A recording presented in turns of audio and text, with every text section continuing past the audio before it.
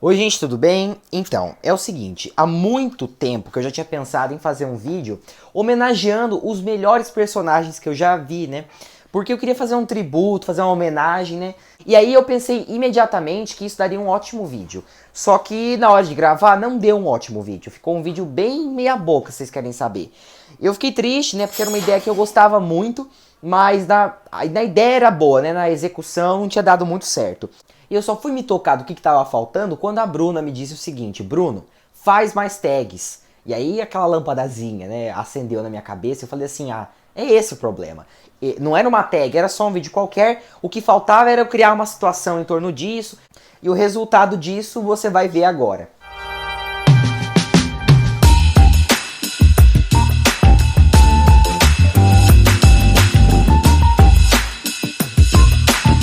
E o título, como vocês podem ver, é esse: Adivinha Quem Vem Pra Jantar, que eu chupinhei de um filme, né, que não é tão bom assim, mas ele foi indicado a Oscar e tudo mais, e é bem velho, eu desenterrei ele do fundo do baú. Mas é porque o título desse filme é bem condizente com a ideia da tag, e é bem autoexplicativo, então eu nem vou precisar de explicar muito como é que essa tag funciona, né? Basicamente isso, você vai fazer um jantar na sua casa, e você vai convidar para esse jantar somente personagens, aqueles personagens favoritos que você gosta muito ou que pelo menos você queria conversar com eles. E a grande pergunta é: quem você vai escolher, quem você vai convidar, né? Você vai ter a chance de convidar 11 pessoas. A mesa tem 12 lugares, né? Então pressupõe-se que você vai sentar em uma das cadeiras. Sobram 11 lugares e neles vão se sentar os personagens que você escolher, tá? E é claro que eu vou pegar personagem só de livro, né? Olha o nome do meu canal. Não faria sentido se eu pegasse um personagem de propaganda de vacina, sabe? Então, é lógico que eu vou fazer com livros, mas se você quiser responder essa tag mesclando livros, séries, filmes, desenho, lenda urbana, o que você quiser, contanto que seja um personagem. Ah, Bruno, mas o personagem que eu escolhi morreu. Não tem problema, a gente chama os defuntos também. Qual que é o problema em chamar os defuntos? Eles não devem ser excluídos. E eu ressuscitei bastante gente da cova, viu, gente? Porque dos 11 personagens que eu escolhi, 5 morreram. Eu não vou falar quais, né, pra não dar spoiler, caso você ainda não tenha lido os livros de onde esses personagens saíram, né? Então eu vou ficar quieto, mas só pra constatar, né, morto pode entrar também, tá? E no final do vídeo eu vou marcar algumas pessoas para responderem essa tag, que não precisam responder, né? Mas é um convite, porque eu gostaria de ver muito as respostas dessas pessoas. E para não perder o costume, eu vou colocar aqui nos comentários, fixado no topo, quem eu marco para responder essa tag, né? E importante dizer, quando eu marco alguém, não quer dizer que essa pessoa precise responder. Ela responde se quiser. E caso você queira responder a tag também, mas eu não te marquei, não tem problema, você pode responder mesmo assim. E pode marcar outras pessoas também, contanto que você diga que eu que criei a tag, tá tudo certo. Você pode fazer 5 vezes se você quiser. Mas então vamos pro que interessa, a lista de convidados. Logicamente eu jamais deixaria de chamar o Bispo dos Miseráveis, porque ele é um dos melhores personagens já criados. Ele é um dos melhores no sentido de qualidade mesmo, de integridade, porque ele foi uma pessoa que dedicou a vida a fazer o bem, a troco de quê?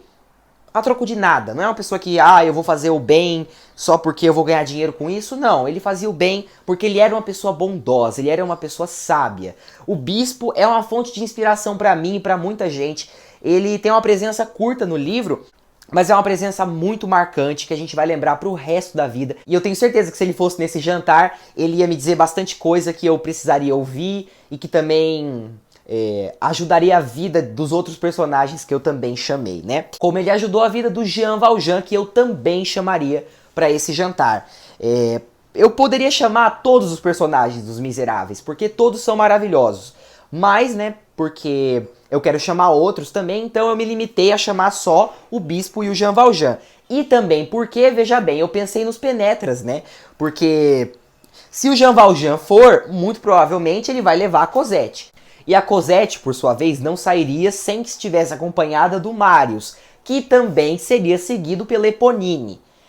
Então, assim, né, eu gostaria muito que essas pessoas entrassem de penetra, não ia ter lugar para elas na mesa, mas a gente arranjava um puff e tava tudo certo. Outro personagem que eu chamaria é o Joe de A Casa Soturna. O Joe, gente, ele tem um papel bem específico nesse livro, que é o de ser infeliz. né? Que é uma tristeza só. Cada vez que ele aparece dá vontade de chorar. Porque veja bem, ele é um órfão, mora na rua, passa fome, mora num muquifo que assim, é um buraco tão buracado que acho que até os ratos que passam na frente fica com dó e vai embora, sabe? É um lugar muito maltrapilho e o povo, sabe, ainda quer tirar ele de lá e aí ele é uma pessoa que só sofre. E aí é justamente por isso que eu chamaria ele pro jantar, porque pra ele ter a chance de comer um banquete, de aproveitar, de comer bastante. Eu não lembro mais quantos anos ele tem, mas ele é uma criança, devia estar em fase de crescimento ou algo parecido. Na minha cabeça ele era bem criança. E também, nesse jantar, teriam outros dois filântropos, né? O Jean Valjean e o Bispo. Ou seja, era lógico que o Joe sairia pelo menos desse jantar com uma casa garantida, comida e amor. Então pra resolver a vida do moleque e pra conhecer ele também, pra virar amigo dele, que eu queria ser amigo dele, dar um abraço. Então, pelo bem do Joe, eu chamaria ele pra esse jantar. Mas ele não é o único desse livro que eu chamaria. Eu também chamava a Esther Summerson, que ela é um anjo, não tem quem não goste dela. Ela é tão boa, mas tão boa, que não tem quem não ache que ela seja boa. Eu sei que essa frase ficou ridícula, mas vocês entenderam o que eu quis dizer, né? Ela é uma grande protagonista, grande narradora, e ela também foi órfã até, eu acho que, não lembro quantos anos, mas ela era bem criança, né, quando ela foi resgatada pelo tutor dela. Então ela teria muitas histórias pra contar e daria um bom papo ali pra mesa de jantar, né?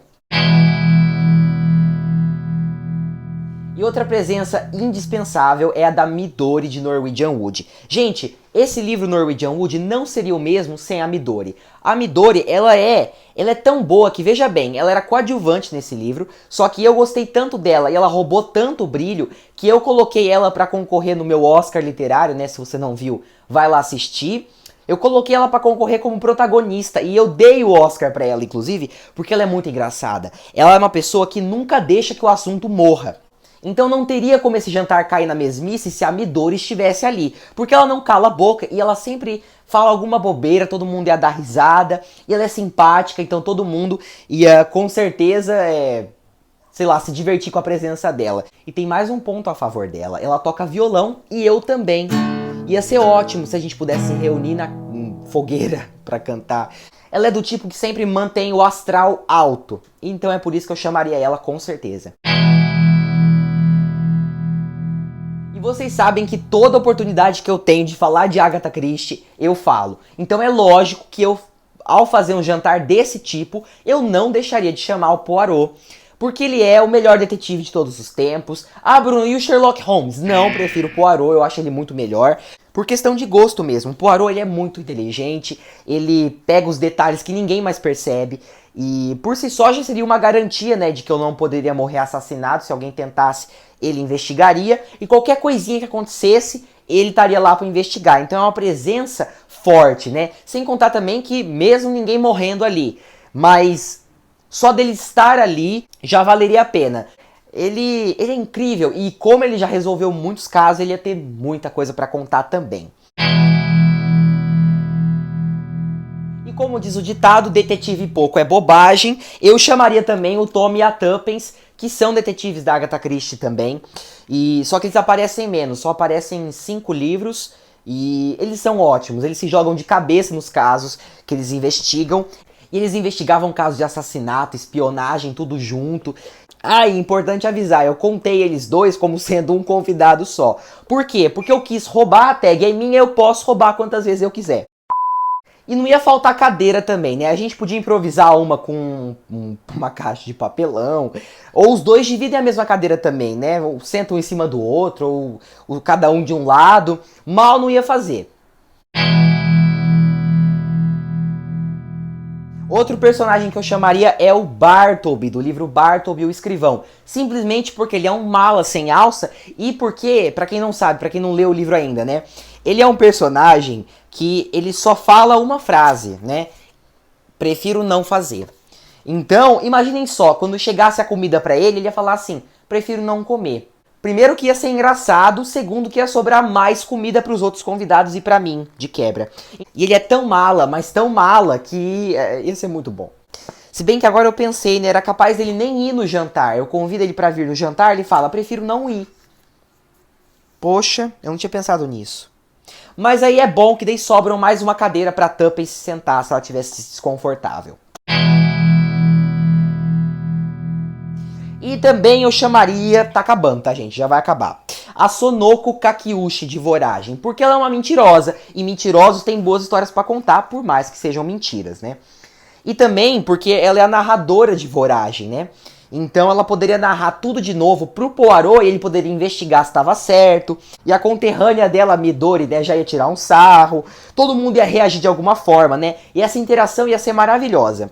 E a presença dela, né, se ela contasse todo o caso de Voragem, né, esclareceria a minha dúvida e de muitos se o que ela relata aqui é realmente verdade ou se é tudo uma pinóia. Eu acho que é uma pinóia, mas o Poirot tá aí pra comprovar isso. De toda forma, né, mais uma convidada para o jantar.